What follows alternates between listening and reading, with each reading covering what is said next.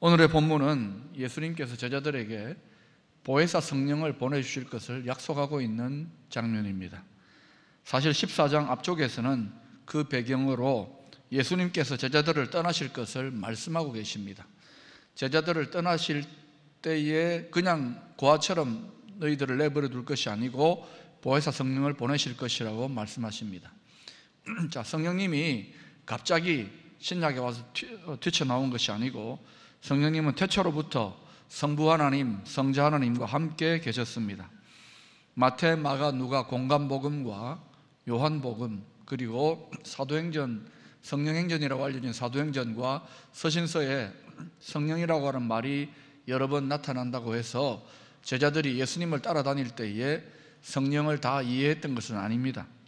제자들이 성령을 비로소 이해하고 깨닫게 된 것은 성령께서 마가다락방에 오순절 성령으로 강림하셨을 때에 그때 체험적으로 그들은 성령을 깨닫게 되었고 그 성령에 대해서 바로 복음서와 서신서에 기록해 놓게 된 것입니다. 오늘 본문 14장 2절에 보면 내가 너희를 위하여 거처를 예비하러 가노니, 또 3절에 가서 너희를 위하여 거처를 예비하면 내가 다시 와서 너희를 내게로 영접하여 나 있는 곳에 너희도 있게 하리라고 말씀하십니다. 그때 예수님께서 보혜사 성령을 약속하셨지만 제자들은 성령의 약속에 대해서는 초점을 맞추지 못하고 예수님이 떠나가신다는 사실에 불안해하고 슬퍼하고 있었습니다. 그리고 불안하고 슬퍼하는 것을 넘어서서 의심하기까지 합니다. 우리의 메시아가 맞는가 하고 말입니다. 그리고 계속되는 말이 도마가 어디로 가십니까? 빌립이 주의 아버지를 보여주옵소서, 그리하면 족하겠나이다 라고 요구하면서 그들의 의심과 불안을 실제로 보여주고 있습니다. 예수님은 나를 본 자는 아버지를 보았거늘 어찌하여 아버지를 보이라 하느냐 하시면서 내가 아버지 안에 거하고 아버지는 내 안에 계신 것을 믿지 못하느냐, 내가 아버지께로 간다라고 하시면서 하나님의 아들이신 예수 그리스도 자신을 믿으라고 도전하고 계십니다. 그리고 오늘 본문이 이제 나오는 것입니다. 13절에 너희가 내 이름으로 무엇을 구하든지 내가 행하리니 이는 아버지로 하여금 아들로 말미암아 영광을 받으시게 하려 함이라고 말씀하시면서 보혜사 성령을 소개하고 있습니다. 이제 오늘의 요절이 되는 16절과 17절 말씀을 함께 읽도록 하겠습니다. 시작. 내가 아버지께 구하겠으니 그가 또 다른 보혜사를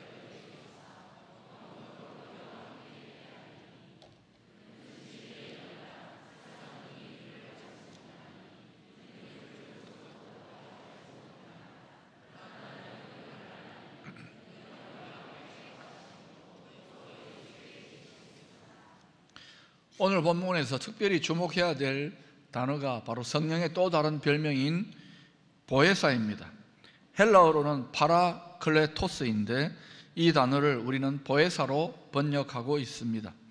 잘 쓰지 않는, 그리고 잘 모르는 생소한 용어이지만은 우리가 정확하게 아는 것이 필요합니다. 이 보혜사는 넓은 의미로 우리 곁에서 돕는 자, 구원자, 조력자, 원조자라는 뜻을 갖고 있습니다. 그리고 영어로는 헬퍼, 도우시는 분, 또는 컴포터, 위로자, 카운슬러, 상담자라고 번역하기도 합니다. 그런데 이어지는 영원토록 함께 있게 하리니, 도대체 이 말을 어떻게 설명하면 좋을 것 같습니까? 전 세계적으로 많은 사람들에게 감동을 주고 있는 영혼을 위한 치킨 수프 시리즈에 나오는 이야기입니다. 수잔 앤더슨이라고 하는 34살 된 직장 여성이 있습니다. 그녀는 의사의 오진으로 인해서 실명하여 장님이 되고 맙니다. 마음이 너무나 괴로웠지만 1년 동안 치료를 받은 다음에 그냥 집에만 있을 수가 없어서 직장에 나가기 시작합니다. 버스를 타고 직장에 다니는데 군인인 남편이 동행하면서 늘 도와주었습니다. 남편의 직장은 공교롭게도 부인의 직장과 정반대에 있었습니다.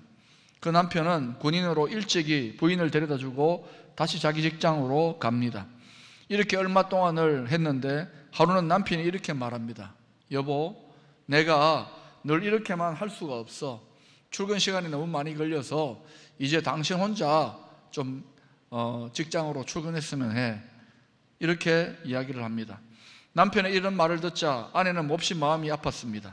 장님이 나를 데려주는 것이 그렇게 귀찮아? 내가 살아있는 게 그렇게 불편한가? 하면서 짜증을 냅니다. 남편은 할 말이 없었습니다. 부인이 상처를 받고 화를 내니까 그러면 내가 도와주겠다고 말하는데도 아내는 자존심이 상해 있어서 그 도움을 거절을 합니다. 그렇게 부부싸움을 하고 나서 다음날 아내는 버스를 타고 출근을 하게 됩니다. 그렇게 하루 나가고 이틀 나가고 일주일, 보름, 한 달을 나가게 되었습니다. 어느 날 버스를 타고 직장에 가는데 버스 운전사가 이렇게 말합니다. 아주머니 참 복이 많으시네요. 부럽습니다. 이 말을 여인이 듣고 나서 이렇게 대꾸합니다. 아니, 나같이 시각장애인을 뭐가 그렇게 부러워하십니까? 이렇게 물으니 이 말을 듣던 운전사가 이렇게 말합니다. 아닙니다. 아주머니가 이 버스를 타고 있다가 내려서 사무실로 들어갈 때에 바깥에 저쪽에서 잘생긴 구린 남자 하나가 당신을 보고 뒤따라 내리면서 손을 흔들어 주면서 이렇게 물끄러미 쳐다보고 있답니다. 아마 당신의 남편 같은데 당신은 참 사랑받는 그러한 아내인 것 같습니다. 그래서 그 사실이 부럽다는 것이지요. 그제서야 부인은 깜짝 놀라 아하, 남편이 나를 홀로 버려두는 것이 아니라 나와 동행하고 또 내가 가는데 보이지 않지만 손을 흔들어 주고 있었구나 하는 사실을 깨닫게 되고는 눈물을 주르르 흘렸다고 합니다. 여러분, 이 비유처럼 우리는 혼자가 아닙니다. 이 시각장애인 부인이 비록 보지 못할지라도 그 남편은 언제나 그 부인과 함께 있었듯이 우리와 함께 성령님께서 늘 동행하고 우리를 도와주시는 줄로 믿습니다. 그러나 문제는 우리 곁에 늘 함께 하시는 성령님의 풍성한 도우심을 날마다 경험하면서 동행하는 분들이 많지 못하다는 사실입니다. 성령으로 우리와 함께 한다고 믿는 믿음의 고백과 실제로 우리가 성령의 도우심을 받아 살아가는 신앙의 현주소 사이에는 격차가 많다는 것입니다. 오늘 말씀은 이 격차를 좀 줄여보자는 데 목표가 있습니다. 구체적으로 성령의 도우심을 받아 살아가기 위해서 보혜사 성령이 어떤 분이시고 우리를 위해 어떤 일을 하시고 또 그 도우심을 받기 위한 구체적인 방법이 무엇인지를 살펴보자는 것입니다. 첫 번째로 보혜사는 우리를 돕는 자이십니다. 성령님은 무엇보다도 우리의 연약함을 도우시는 분입니다. 로마서 8장 26절을 우리 다 같이 한번 읽어보도록 하겠습니다. 시작. 이와 같이 성령도 우리의 연약함을 도우시나니 우리는 마땅히 기도할 바를 알지 못하나 오직 성령이 말할 수 없는 탄식으로 우리를 위하여 친히 간구하시느니라. 실제로 우리가 어떤 문제나 위기에 처하게 될 때에 기도를 하고 싶은데 어떤 기도를 해야 될지를 몰라서 중언부언하며 헤매일 때가 한두 번이 아닐 것입니다. 우리가 그런 경험이 다 있지 않습니까? 바로 그 자리에서 성령님이 우리의 이런 어리석은 기도, 우리의 연약함을 보충하고 바로잡아 주신다는 것입니다. 하나님은 우리를 능력으로 도와주시겠다고 수많은 성경 말씀으로 약속하고 계시는데 그 약속을 실행하시는 분이 바로 보혜사 성령님이십니다. 에스겔서 37장을 보면 마치 공동묘지의 마른 뼈와도 같이 아무런 소망이 없이 처절한 절망 가운데 있는 우리를 다시금 일으켜주시는 능력의 영이 바로 보혜사 성령이십니다. 그래서 성령님은 우리로 하여금 자기 능력 이상의 삶을 살도록 도와주십니다. 요한복음에서 예수님은 포도나무요 우리는 가지라고 합니다. 가지가 해야 할 일은 포도나무에 힘껏 붙어 있는 일입니다. 가지인 우리가 줄기를 통하여 생명을 공급받는데 바로 성령께서 줄기 되시는 예수님을 통하여 우리에게 새 생명을 공급해 주시는 것입니다. 어떤 신학자는 성령님을 이렇게 소개합니다. 그는 절망적인 자의 영원한 도움이시다. 오늘도 우리 삶의 현장에서 능력으로 나를 도우시는 보혜사 성령님을 믿고 의지하며 살아갈 수 있기를 축원합니다. 중환 수술을 여러 번 받아야 하였던 집사님 한 분을 알고 있습니다. 너무 힘들고 괴로워서 죽고 싶은 마음이 한두 번이 아니었고 또 늘 영적인 침체와 우울함 속에 살아가셨던 그런 분이셨습니다. 기도하고 그 집사님 자주 문안을 하는데 한 번은 투병으로 힘들어하던 집사님이 이번에는 안부를 물으니까 좀 달라진 것 같아요. 표정부터가 다른 것입니다. 도대체 무슨 일이 있었느냐고 물어보니까 이 집사님 하는 말이 너무너무 힘들고 죽고 싶어서 그래서 하나님께 간절히 기도했다고. 성령께서 나를 도우실 수 있다면은 나의 연약함 가운데 나를 좀 도와달라고 간절히 눈물로 기도하는데 어느 순간부터 모든 상황에 뛰어난 하나님의 평강이 자기 마음을 지켜주더라는 것입니다. 그리고 그것이 한번 그렇게 임한 것이 아니라 능력으로 하나님의 평강이 한번 임하고 나서는 기도할 때마다 하나님의 평강이 지켜지는 것을 자주자주 경험하게 되었다고 간증을 하십니다. 바로 성령님의 도우시는 역사인 것입니다. 이와 같이 성령님은 오늘날도 우리를 구체적으로 돕고 있는 자이십니다. 그러므로 우리는 성령의 도우심을 자주자주 구할 필요가 있습니다. 두 번째로 보혜사 성령님은 교사이십니다. 보혜사 성령님은 예수님과 똑같은 활동을 하시는 분이십니다. 그래서 다른 보혜사라는 표현을 쓰는 것입니다. 예수님도 보혜사이시고 성령님은 또 다른 보혜사이시라는 것입니다. 예수님의 주된 사역 중에 하나는 가르치시는 일이었습니다. 17절 상반절을 읽어보겠습니다. 그는 진리의 영이라 세상은 능히 그를 받지 못하나니 이는 그를 보지도 못하고 알지도 못함이라.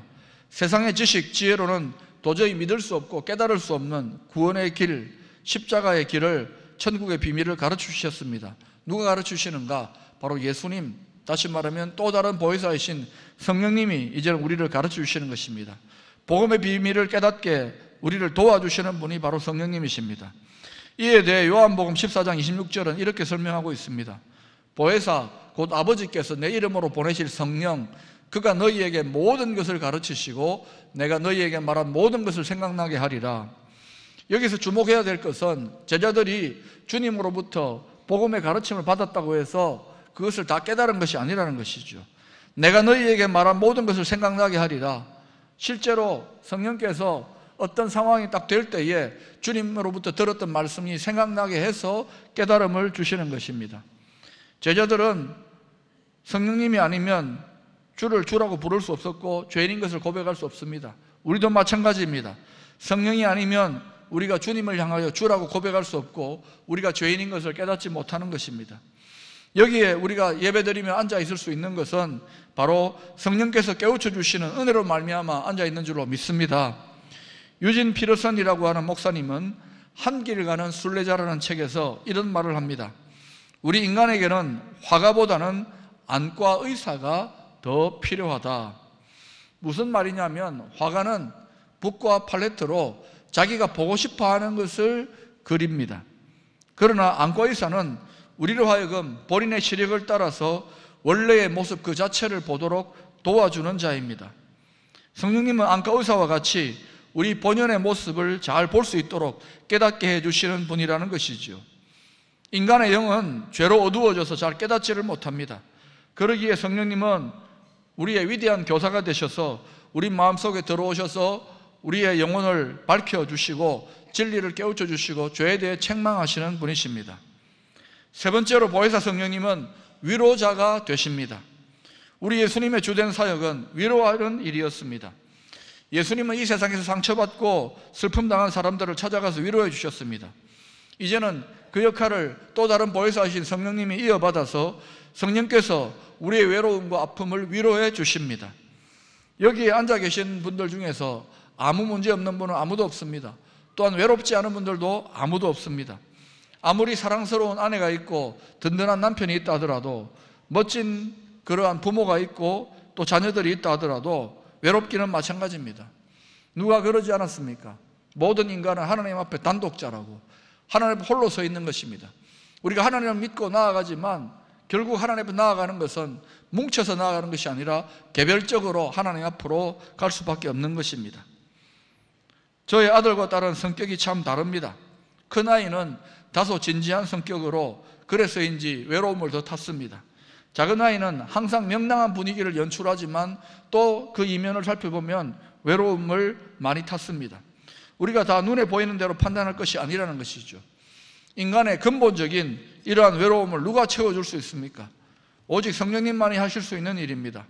그러기에 그분은 우리에게 진정한 상담자로 찾아오셔서 우리의 깊은 번민과 갈등의 문제를 풀어주시는 분이십니다.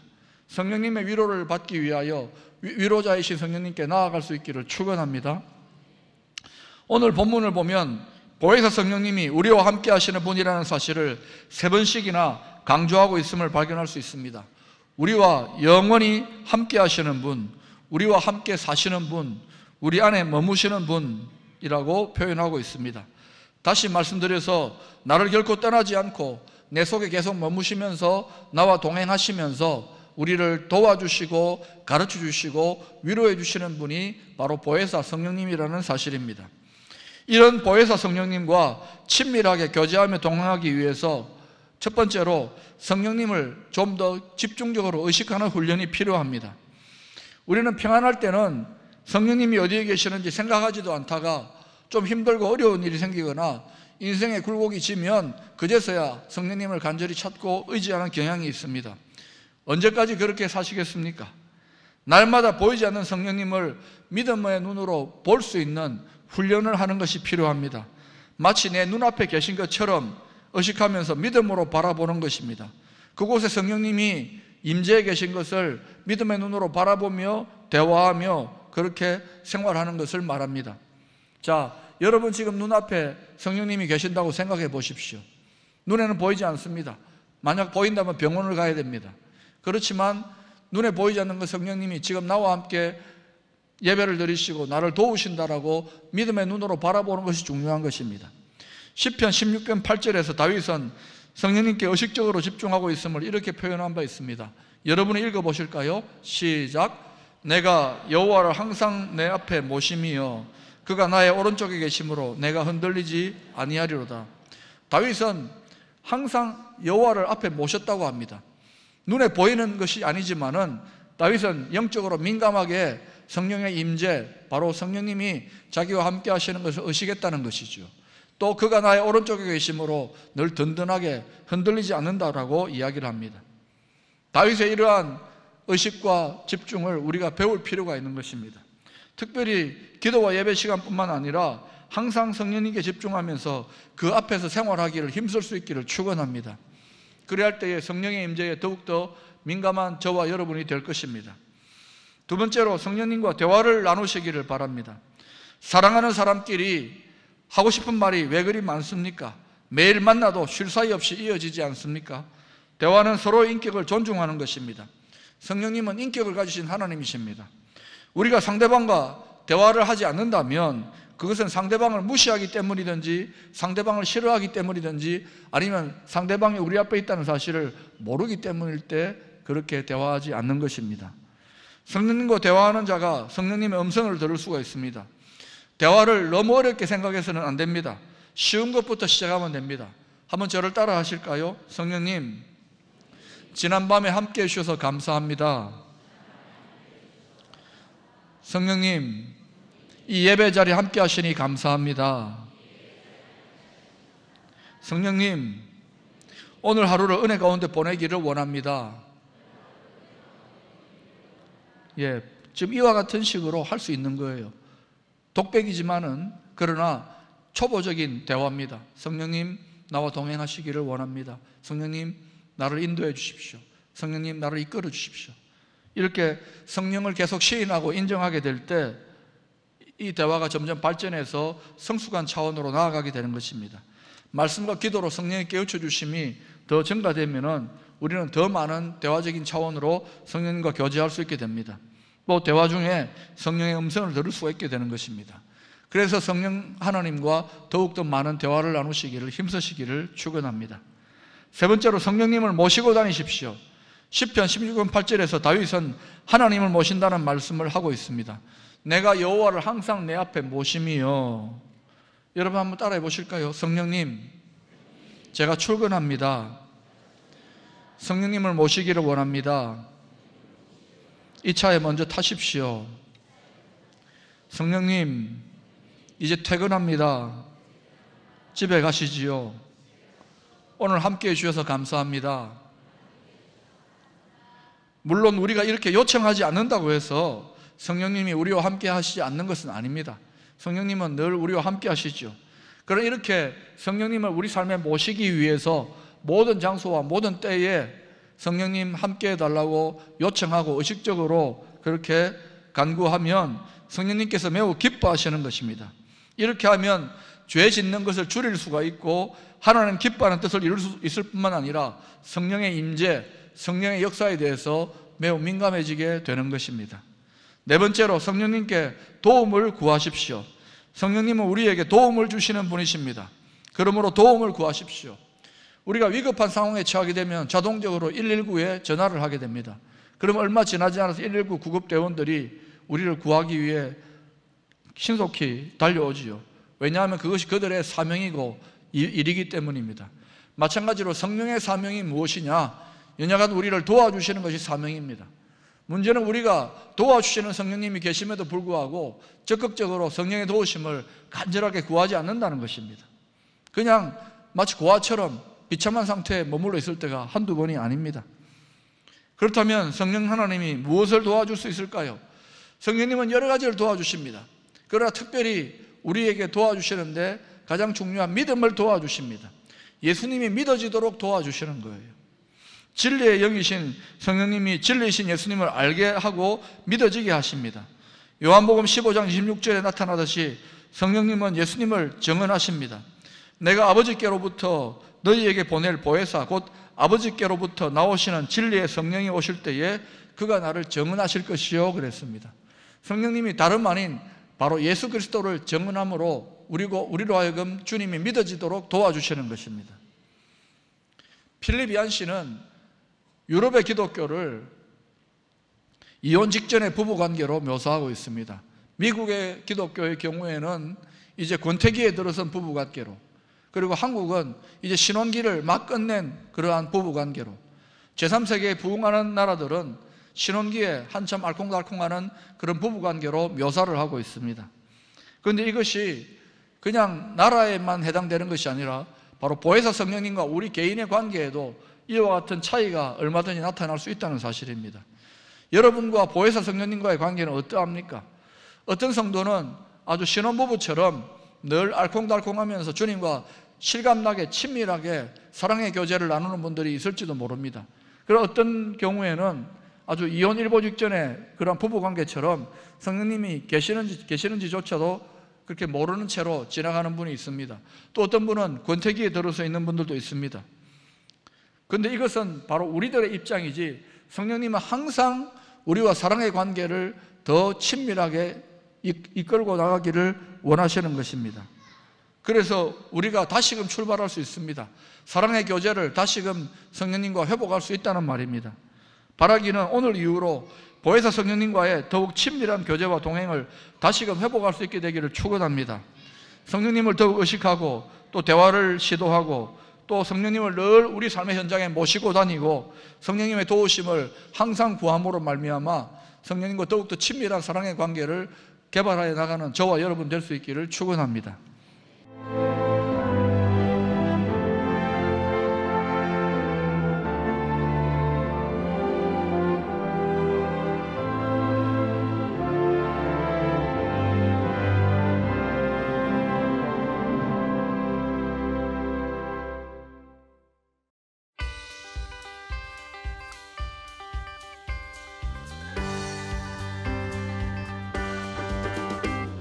슬픈 마음 있는 사람 예수 이름 믿으면 영원토록 변함없는 기쁜 마음 얻으리.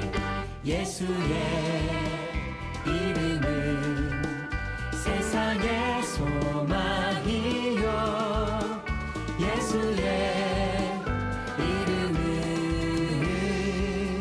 천국의 기쁨일세.